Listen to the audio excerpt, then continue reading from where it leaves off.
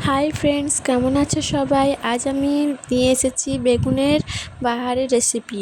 তো তোমাদের সাথে শেয়ার করব। তার জন্য এরকম আমি দুটো বেগুন নিয়ে নেবো, আর এরকম লম্বা লম্বা কেটে নেবো ডাঁটা সমেত। তারপর আমি এখানে নিয়েছি সাদা সরষে, কালো সরষে আর পোস্ত বেটে নিয়েছি, আর তার সঙ্গে লবণ দিয়ে দিয়েছি যাতে না তেতো হয়ে যায় সরষেটা।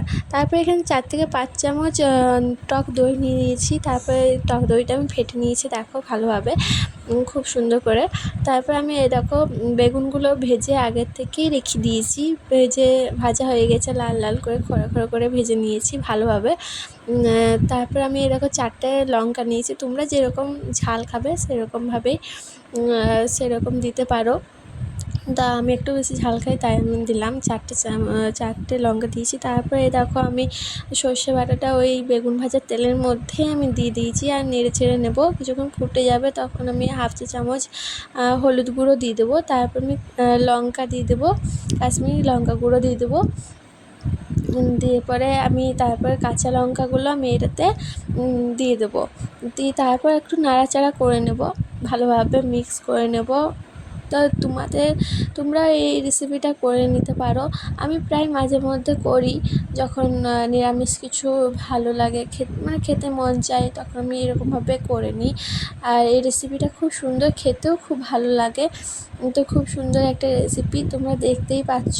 তোমরাও করতে পারো বাড়িতে। আর এটা দেখো ভালোভাবে ফুটে যাচ্ছে, ফুটবে ভালোভাবে যাতে না গন্ধটা আসে। আর আমি আগের থেকেই নুন দিয়ে রেখেছিলাম, যেহেতু বেগুনে ভেজেছিলাম তখনও নুন দিয়েছিল, আর পোস্ত সর্ষে বাটাতেও নুন দেওয়া ছিল। তারপর দেখো আমি দইটা দিয়ে দিয়েছি ভালোভাবে। এবারে মিশিয়ে নেব আমি দইটা ভালোভাবে, যতক্ষণ না মিশে যায় ভালোভাবে, ততক্ষণ আমি নেড়ে চেড়ে নেব। মিশে গেলে একটু ফুটতে দিয়ে দেবো।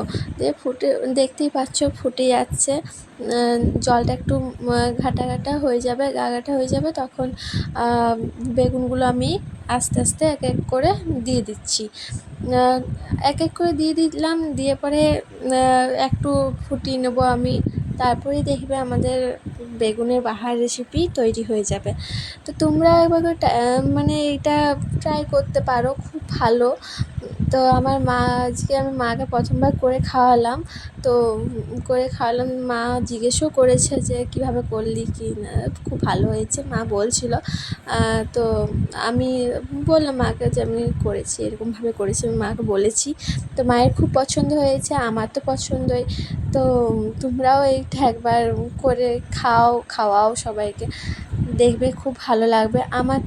আমার হয়ে গেছে, এই দেখো ফুটে উঠেছে। আমার গা ঘাটা যেন হয়ে যায়, বেগুনের মধ্যে একটু মশলাটা যেন লেগে লেগে থাকে, সেরকমভাবেই আমি করেছিলাম।